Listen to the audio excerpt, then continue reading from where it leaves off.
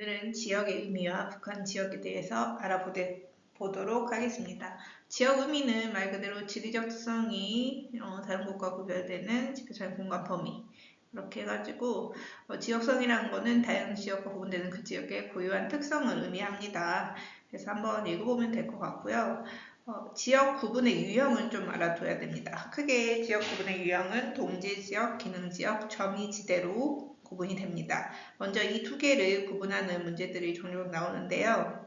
동지지역은 같은 즉 특정한 지리적 현상이 동일하게 나타나는 공간 범위고, 기능지역은 중심지와 그 기능이 영향을 미치는 배우지는 중심지가 영향을 미치는 범위였었죠. 기능적으로 결합한 공간 범위.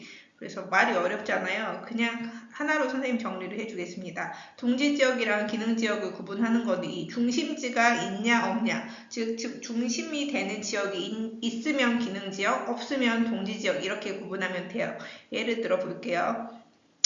통화권, 통근권이 기능지역의 대표적인 사례래요. 통화권이 있으면 중심에 뭐가 있을까요? 특정 학교가 있겠죠. 이 학교를 어디까지 통학하냐, 그 범위를 통화권이라고 하니까 통근권은 뭐가 있어요? 그러면 중심에 회사가 있겠죠. 그러면 이 회사가 있으면, 이 중심에 회사가 있으면 이 회사로 어디까지 출근하느냐, 이 범위가 통근권이니까. 이런 상권도 마찬가지죠. 상가가 있으면 이 상가들을 기준으로 해서 어디까지 사러 오느냐, 이게 상권인 거잖아. 그래서 이런 중심이 있으면 기능지역이에요. 그럼 동지지역의 옛 사례로 이런 기후지역, 농업지역, 문화권 등이 있어요. 문화권을 사례로 한번 들어볼게요. 아시아 문화권이랑 우리가 알고 있는 유럽 문화권, 아메리카 문화권이 있어요. 그러면 이런 유럽 문화권, 아프리카 문화권 등등해서 어느 문화권이 더 우월하다, 어떤 문화권이 더 중심이다 말할 수 있는 문화권이 있나요? 없죠. 어디가 더 우월하다 말할 수 없잖아. 농업지역도 마찬가지예요. 어떤 지역은 논농사, 어떤 지역은 밭농사라고 한번 해봅시다. 논농사랑 밭농사 중에 어떤 게 더 중심이 된다 말할 수 있어요? 없죠. 기후도 마찬가지. 냉대, 온대 이런 기후가 있으면 어디가 더 중심이다 말할 수 없죠. 그래서 중심이 있으면 기능, 없으면 동지를 기억을 하면 돼요. 점이지대 볼게요. 점이지대는 수학으로 따지면 이런 교집합에 해당되는 거예요. A와 B의 특성이 혼재하는 곳. 즉 예를 들자면 A 지역에는 논농사를 짓고 B 지역에서는 밭농사를 짓는다고 해봅시다. 근데 이쪽 지역은 논농사랑 밭농사를 다 짓는 곳도 또 있을 수 있겠죠. 이런 게 바로 점이지대라고 볼 수가 있겠죠. 그래서 인접한 두 지역의 특성이 함께 섞여 나타나는 곳을 점이지대라고 합니다. 사례로 볼게요. 되게 막 복잡해 보이잖아. 근데 선생님이 기억을 하라고 했죠. 중심이 있냐 없냐로 동지지역과 기능지역을 구분할 수 있다는 거. 가 같은 거 볼게요. 가는 주택 유형이 나왔어요. 단독주택, 아파트, 단독주택이 더 좋다, 아파트가 더 좋다, 어디가 더 중심이다 말할 수 있어요? 없죠. 그래서 이런 거는 그냥 단독주택끼리 묶어놓은 거, 여기는 아파트끼리 묶어놓은 거, 이런 식으로 그냥 같은 곳을 묶어놓은 지역이에요. 그래서 얘가 동지지역이고, 반면에 나 같은 경우에는 서울로의 통근 통학을 나타내는 거죠. 통근 통학을 하는 여기 서울이라는 중심지가 있기 때문에 얘는 기능지역을 나타내는 사례라고 볼 수가 있는 거죠. 우리나라 지역 구분을 볼게요. 우리나라는 다양하게 지역을 구분할 수 있는데 전통적으로도 구분할 수 있고 크게 대지역 구분할 수도 있고 행정 기준에 따라서도 구분할 수 있습니다. 전통적으로 지역을 구분하는 건 어떻게 했을까요? 과거에는 어떻게 하면 이 A 지역과 B 지역을 어떻게 보통 나누냐, 큰 고개가 지나가거나 큰 산줄기가 지나가거나 큰 하천이 지나가면 여기랑 자연스럽게 A, B 지역이 분리될 수밖에 없었겠죠. 그래서 이런 자연적 요소를 기준으로 구분되는 경우가 많았다라고 이해하면 됩니다. 이 지도가 지금 전통적 지역 구분인데 보통 이런 것들로 지역을 구분했다라고 볼 수가 있어요. 지금 북한 쪽 볼게요. 관서지방, 관북지방 한번 보겠습니다. 지금으로 하면 한경도랑 평안도인데 여기는 천령관이라고 해가지고 그 특정 어떤 성 같은 게 있었대요. 천령관이라는 성. 그래서 성곽, 그래서 성이 있었는데 거기를 기준으로 해서 그 북쪽은 관북, 그 다음에 서쪽은 관서 이렇게 불렀다고 해요. 그리고 여기 경기지방은 말 그대로 한양, 도읍지를 한양, 그 조선시대의 도읍지를 둘러싸고 있는 곳을 경기 지방이라고 했고요. 한양을 기준으로 해가지고 이 서쪽에 위치해 있는 이쪽 여기를 해서 지방, 바다 건너 서쪽에 있는 지역을 해서 지역이라고 했대요. 그 다음에 관동 지방에 여기가 우리가 영서 영동 이거 우리가 그때 폐년상 뭐 녹색바람 할 때 배웠었죠. 영서 영동 바로 여기 있는 고개를 기준으로 대관령을 기준으로 오른쪽 동쪽은 영동, 서쪽은 영서 지방이라고 했었습니다. 관동 지방도. 그 다음에 영남 지방은 어디의 남쪽이냐? 어떤 영이냐면 어떤 고개냐면 조령의 남쪽. 즉 오늘날에는 문경세제라고도 부르죠. 이 조령 문경세제 남쪽을 영남 지방이라고 해요.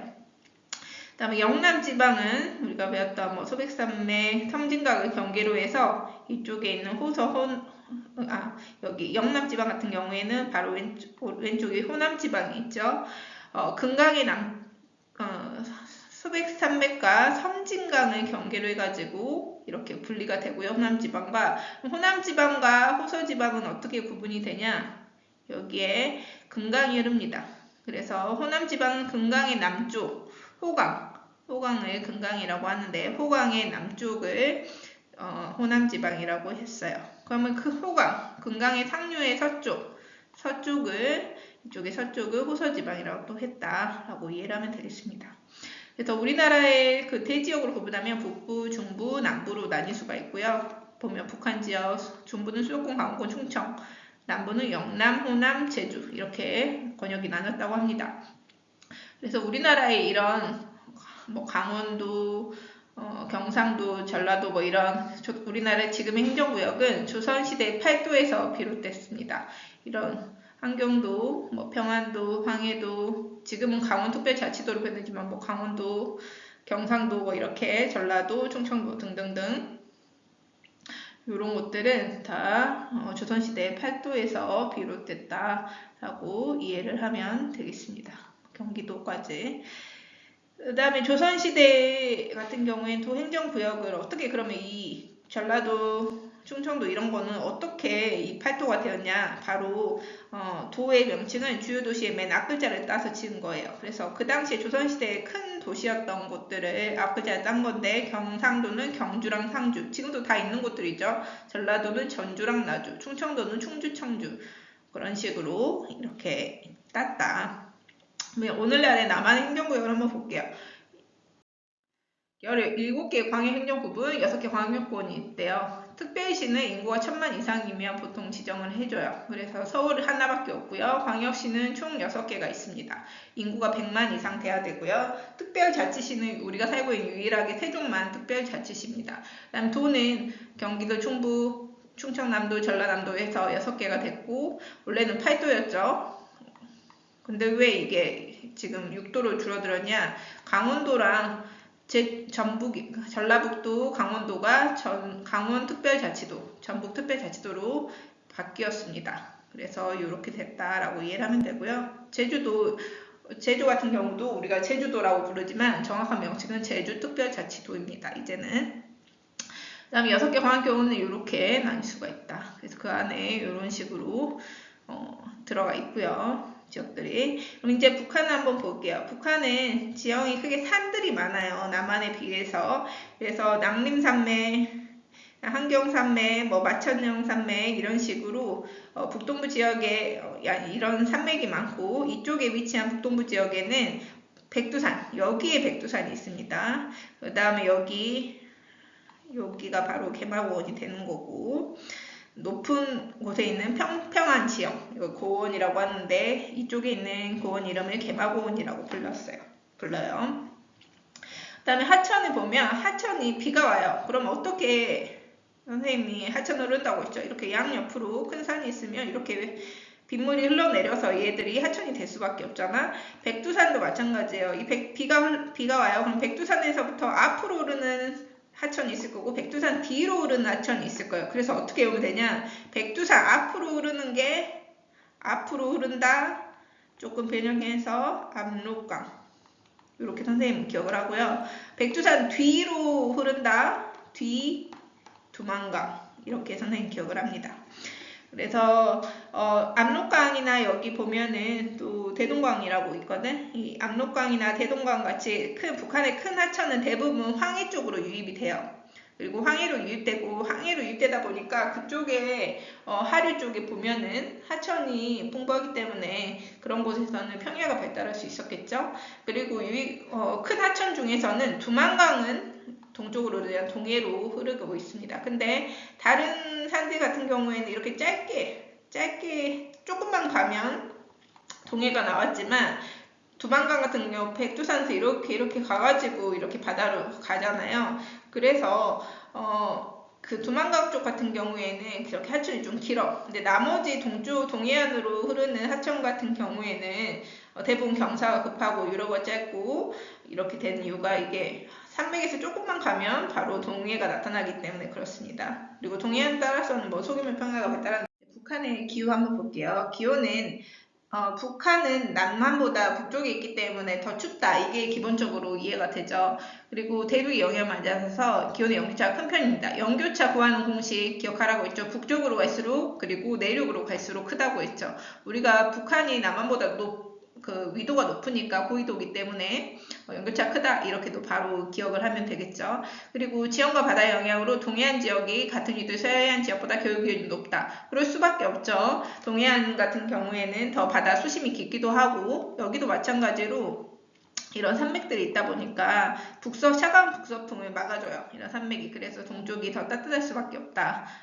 그렇게 이해를 하면 되겠습니다. 강수량은 남한보다는 평균 강수량이 북한이 적은 편이고 지역차가 역시 남한처럼 여기도 다우지인 곳이 있고 소우지인 곳이 있어요. 한번 볼게요. 대표적으로 다우지인 곳은 강원도 해안 지역, 뭐 이런 원산 같은 곳들도 비가 많이 오는 편이고요. 여기 그때 우리가 했던 청천강 중상류 지역 그때 했었던 기억이 나는데요. 청천강 중상류 지역 같은 경우에도 여기에 산맥이 있으니까 이렇게 이렇게 여기 남서풍이 이렇게 불어와요. 여름철에. 그러면은 바람 바지가 돼서 이쪽도 다우지가 된다라고 했었고요. 또 강원도 특히 해안 지역 대표적으로 원산을 한번 보면은 원산이 비가 많이 오는 이유 중에 하나가 이쪽에 또 난류가 흘러요. 그래서 수심도 깊고 바다 영향 받아서 비도 또 오지만 난류가 흐르니까 따뜻한 물이 흐른다고 생각해봐요. 상대적으로. 그러면은 우리가 공기가 따뜻하면 어떻게 된다고 했죠? 위로 올라가서 결국 비를 뿌린다고 했잖아요. 그 원리라고 생각을 하면 됩니다. 반면에 청진, 여기 관북지방 이쪽에 청진 같은 경우에는 소우지인데 왜 그러냐면 이쪽은 또 북쪽에서 내려오는 한류, 차가운 바다의 흐름이 있어요. 그래서 공기가 차면 어떻게 돼요? 공기가 못 올라가니까 비가 오기가 힘들겠죠. 그래서 이런 관북지방은 상대적으로 소우지기도 하고 또 여기 대동강 하류는 산맥이 이쪽에 없다 보니까 그냥 이렇게 가다가 산맥이 있어줘야 여기다 비를 뿌리고 갈 건데 대동강 하류 쪽은 이렇게 주변에 아무것도 없어요. 그냥 이 상태야. 산맥이 없고 그러면 가다가 뭐가 막아줘야지 이 비를 뿌릴 텐데 막을 게 없어요. 그래서 그냥 통과해 버리는 거야. 그래서 비가 적게 내리는 지역이다 라고 생각을 하면 되겠습니다. 그래서 요거 같은 경우에는 앞쪽에서 방금 앞에 할 때 지도 나왔던 거 보면은 아까 낭림, 마천령, 환경판매 설명된 그 지도에 대동강도 나오고 청천강도 나오니까 위치를 한번 보면 좋을 것 같습니다. 그리고 그러면 이런 식으로 나왔을 때 가나다라 마가 어느 지역인지 파악하는 방법 가볼게요. 최난월, 최한월 이 평균 이 기온의 차이를 뭐라고 했죠? 연교차라고 했죠. 그러면 연교차가 지금 가가 제일 커. 가나다라 마 중에. 그럼 연교차가 가장 큰 곳은 북쪽으로 갈수록 그리고 안쪽으로 올수록 내륙으로 갈수록 크다고 했죠. 그래서 중강진이 연교차가 가장 크다라고 해서 바로 가가 나올 수가 있는 겁니다. 그럼 나 같은 경우에는 기온의 연교차가 가 다음으로 커. 중강진 다음으로 커요. 그러면 북쪽에 있으면서 또 내륙에 있는 여기 바로 희천이라는 곳이 되겠죠. 그 다음에 다 같은 경우 볼게요. 다는 염강수량이 높지 않은 편이네요. 그 다음에 연교차도 다는 마 다음으로 작은 편이야. 그러니까 동해안이면서 영강수량이 적다. 그러면은 아까 이쪽은 한류 걸려서 비가 적게 온다고 했죠. 그래서 청진이 되겠네요. 그리고 마지막 이제 라, 마가 남포 아니면 원산인데 하나는 동해안, 하나는 서해안에 위치해 있어요. 그러면은 어떻게 보면 돼? 여기 라, 마, 영강수량을 한번 봅시다. 마는 이만큼인데 라는 요 정도밖에 안 와요. 영강수량이 더 많다. 즉 우리가 바다 쪽에 있어야 영강수량이 더 많기도 하고 이쪽에 난류가 흐르니까 비가 많이 온다는 이 원산이 마가 되겠고 자동으로 남포는 라가 되겠네요. 그럼 북한의 자연환경과 주민생활도 이제 보겠습니다. 북한은 밭농사를 많이 지어요. 왜냐면 산이 많고 기후가 한랭해서 춥다 보니까 밭농사 비율이 높습니다.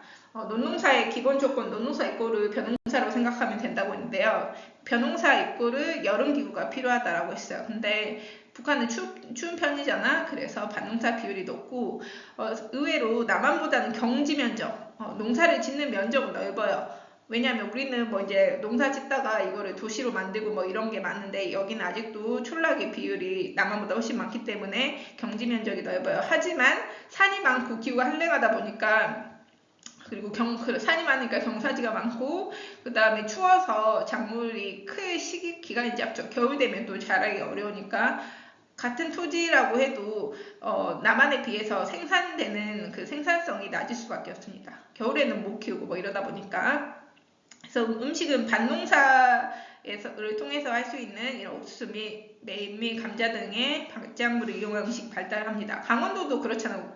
그 남한에서도 강원도는 옥수수가 많이 있는 이유가 강원도도 산이 많잖아. 그래서 농사를 짓기가 어려우니까 이런 밭작물이 많다라고 생각하면 돼요. 이 옥수수는 영화 인터스텔라에서 보면 우리가 뭐 엄청 먼 미래에 진짜 그 기후가 뭐 너무 건조해지거나 너무 뭐 추워지거나 뭐 이런 거 상관없이 어느 기후에도 잘 적응하는 거 대표적인 작물이 옥수수거든. 그래서 이런 것은 조금 기후적으로 지형적으로 조금 척박한 곳에서 잘 자랄 수 있다라고 생각을 한번 해보면 좋을 것 같아요. 가옥은 겨울이 춥고 긴 관북지방 우리 전통가옥 할 때 배웠어요. 이 겹집 전자형 가옥 이런 식으로 집이 됐었고 정주관도 배웠었죠.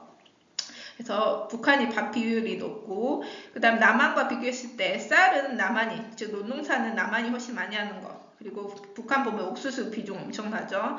그 다음에 여기는 보리맥, 콩, 서류가 뭐냐면 감자 그 다음에 감자랑 고구마 같은 거예요. 그런 것도 역시 밭작물로서 생각을 하면 돼요. 그래서 여기 북한이 많다는 거. 그다음 북한 자원을 볼게요. 지하 자원도 훨씬 북한이 풍부해요. 여기 보면 남부에 비교해 놓은 건데 대부분 북한이 더 많이 매장되어 있다라고 보면 되고 우리가 예전 기말 범위로 지하 자원 공부할 때 우리나라 대부분의 철광석은 북한에 매장되어 있다 뭐 이런 내용도 배웠었습니다. 그리고 에너지 자원을 어떻게 소비하냐 우리 석탄 같은 경우에 여기 북한은 에너지 소비에서 가장 큰 비중을 차지해요. 그래서 북한, 남한 석탄 비중 보면 압도적이죠. 반면에 여기 남한은 석유를 공급 이꼬르 소비라고 생각하면 되죠. 석유는 수입해야 되기 때문에 북한에서는 쉽지 않겠지. 그래서 남한은 석유를 이렇게 많이 소비해도 북한은 좀 적은 편이다. 그 다음에 산이 많아요. 그래서 물이 떨어지는 힘, 낙차의 힘을 이용한 수력 발전에 유리해서 보면 여기 남한 같은 경우에는 여기 화력 발전이 많은 편인데 북한은 수력 발전이 많은 편이다라는 것도 볼 수가 있네요. 그래서 여기 보면 이 압록강 쪽에 화력 발전도 있긴 있죠. 여기 보면 북한 그 다음에 많은 화력 발전이잖아. 여기 보면은 근데 여기서 북한의 수력 발전소는 압록강 쪽에 지류 쪽에 많이 있다라고 해가지고 이 수력 발전 여기 보면 다 수력 발전이죠. 화력 발전소는 그때 배울 때 대소비지 근처에 있다고 했죠. 그래서 이런 북한에서는 대소비지가 평양 뭐 이런 곳이겠죠. 평양 근방에 이렇게 화력 발전도 있긴 합니다. 그다음에 북한 인문 환경은 남한보다 인구 적고요. 인구 밀도도 낮은 편입니다. 그리고 당연히 평야 쪽이 서부에 있는 평야 지역이 기후도 온화하고 평야가 많다 보니까 사람들이 많이 살고요. 그리고 뭐 농업과 공업도 발달해서 인구의 40% 이상이 그쪽에 살고 북동부 아까 내륙 지역 같은 경우에는 인구가 희박한 편이다. 산도 많고 뭐 여기 이쪽은 북동부 지역은 그렇습니다. 일단 도시는 서부 지역은 평야와 동해 연안에 분포해 있는데 대표적으로 평양이 아까 이쪽에 있는 거 봤을 거예요.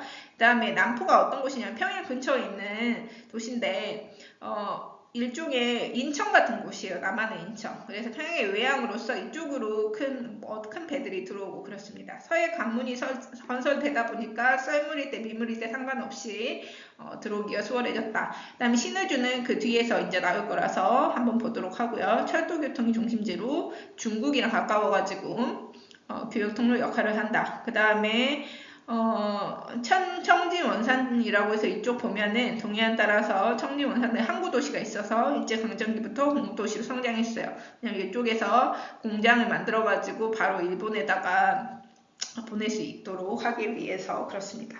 남북한 연령층을 보면은 우리가 선진국으로 갈수록 유소년은 적어지고 노년은 많아진다라고 했죠. 근데 아직 북한은 경제 수준이 선진국 정도까지는 안 되다 보니까 남한이랑 비교했을 때는 유소년이 아직은 더 많다. 그리고 노인은 조금 더 적은 것을 보여주죠. 산업 구조를 이제 보면은 중공업 좀 규모가 큰 거를 많이 만들어요. 특히 군수 물품을 제공해야 되기 때문에 군수공업과 관련된 이런 공업이 발달돼 있고요. 그러다 보니까 규모가 큰 거는 우선 정책을 추진하다 보니까 가벼운 거 만드는 경공업 발달은 미약한 편이고 농업 생산성도 낮다. 얘기했었죠. 기후 탓도 있고 아직 기술이 더 발달했기 때문에 그럴 수 있죠. 그래서 여러 가지 식량 부족 등의 문제를 겪고 있고요. 주요 공업 지역은 평양 남포 지역, 이쪽이 평양 쪽이 있죠. 평양 남포 지역 같은 경우에 주로 공장이 있고요. 관북 해안, 함흥이랑 청진 같은 경우에는 여기 함흥 청진 같은 경우에 일제 강점기 풍부한 지하자원을 바탕으로 관북 해안 쪽에 발달해 있다. 남북한 산업구조를 보면 남한 같은 경우에는 이런 서비스업이 이제 많이 발달해 있는데 북한은 물론 서비스업도 많이 발달돼 있지만 여전히 농림업 비중이 좀 큰 편이다. 그리고 북한은 철도가 좀 중요한 역할을 해주고 있어서 평양을 중심으로 해가지고 여러 교통망들이 분포해 있다. 거의 다 써요. 그러면 북한의 개방 정책을 안 했냐 했었어요. 지금도 하고 있는 것도 있고 크게 4가지 지역만 하면 됩니다. 이쪽 신의주라는 곳인데 이쪽은 중국의 통로로서 개방을 했다. 그 다음에 낮은 선봉 지역 여기 같은 경우 낮은 선봉 지역의 줄임말로써요. 여기 같은 경우에는 특징이 뭐냐? 뭐든 최초가 중요하거든. 북한 최초의 경제 특구다라는 특징이 있고 개성 같은 경우에는 여기 보면 바로 경기도 위쪽에 있잖아. 그래서 우리나라 남한의 경기도 위쪽에 있다 보니까 수도권과 지리적으로 인접해 있어요. 그래서 여기에 공단을 지어가지고 우리 남한 기업이 여기다 공장을 짓고 하면은 북한에서 노동력을 제공을 하는 거예요. 임금이 상대적으로 저렴하니까. 그러나 2016년에 마찰이 남북 심해지면서 전면 중단되었습니다. 마지막 금강산 관광지구는 말 그대로 금강산을 갈 수가 있었어요. 그래서 과거에는 배를 타고 이렇게 금강산으로 갔었는데 선생님 같은 경우에도 북한을 간 적이 있거든. 바로 금강산 관광을 간 적이 있어요. 선생님이 갔을 때만 하더라도 육로로 갈 수가 있었어요. 그래서 버스를 타고 갔었습니다. 그 관광 버스를 타고. 하지만 2008년에 중단됐고요. 피격 사건이 있어서. 그래서 통일국토의 미래를 보면 남한의 자본과 기술 그리고 북한은 노동력과 지하자원을 결합하면 국가 경쟁력을 높일 수 있는 기회가 된다. 마무리는 선생님이 북한 갔을 때 사진들로 마무리할까요? 그래서 선생님 거의 한 20년 가까이 된 것 같은데 20년 전에 북한을 갔었는데 금강산을 갔습니다. 그래서 여기에서 함흥 막 나왔었잖아요. 함흥냉면도 먹었었고 여기 선생님 묵었던 금강산 앞쪽에 있던 숙소였던 기억이 있어요. 그래서 여기 지금 금강산 가면 이런 식으로 빨간 글씨로 많이 바위에 막 새겨져 있어요. 그리고 선생님 그래서 봤던 게 금강산에 선생님 놀랬던 거는 색깔이 계곡 색깔이 되게 에메랄드 색깔이었던 기억이 나요. 그리고 이게 금강산 관광을 현대에서 추진하다 보니까 대기업에서 추진해가지고 선생님이 이게 20대 초반이었던 것 같은데 북한 가서 처음으로 이렇게 바나나 보트도 북한 바다에서 처음 타봤던 기억이 납니다.